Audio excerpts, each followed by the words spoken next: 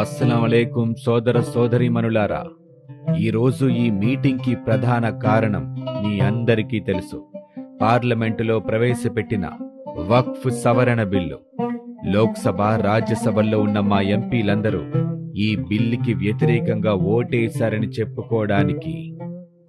అబద్ధం. లోక్సభ, రాజ్యసభల్లో ఉన్న వైఎస్ఆర్సీపీ ఎంపీలు మొత్తం వక్ఫ్ సవరణ బిల్లుకి అనుకూలంగా ఓట్ వేశారు. ఎవడ్రాది? వక్ఫ్ బోర్డు అన్నది పేద ముస్లింస్ అభ్యున్నతి కోసం ఏర్పడ్డ బోర్డు. అందుకే నాకు ఆ వక్ఫ్ బోర్డు అన్నా, వక్ఫ్ ఆస్తులన్నా ఎంతో గౌరవం. అబద్ధం. వక్ఫ్ స్థలం కాజేసి జగన్మోహన్ రెడ్డి తన సాక్షి ఛానల్ ఆఫీస్ భవనం నిర్మించుకున్నాడు.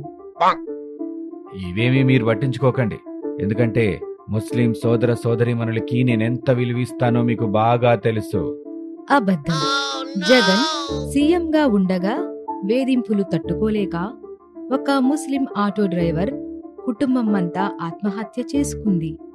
అంతేకాకుండా ముస్లింస్కి ఇచ్చిన హామీలు జగన్ నెరవేర్చకపోగా మైనారిటీ కార్పొరేషన్ నిధులు పక్కదారి పట్టించాడు. లేదు, అబద్ధం. లేదు, నిజం.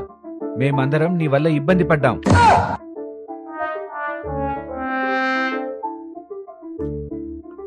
బాయీజాన్, ఇంతకీ ఎవరు జగన్ చెప్పిన ప్రతి అబద్ధాన్ని తిప్పికొట్టింది? జగన్ చాలా మంచివాడు. అబద్ధం. జగన్ 16 నెలలు జైలు జీవితం గడిపిన ఒక ఆర్థిక నేరస్తుడు. ఇది మామూలు మైక్ కాదు, స్మార్ట్ మైకు. దీనిలో అబద్ధాలు చెప్తే ఇది గుర్తించి ఆ అబద్ధాల్ని తిప్పికొడుతుంది.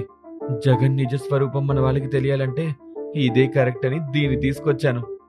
నువ్వు మనందరికీ ఉపయోగపడే పని చేశావు బాయీజాన్.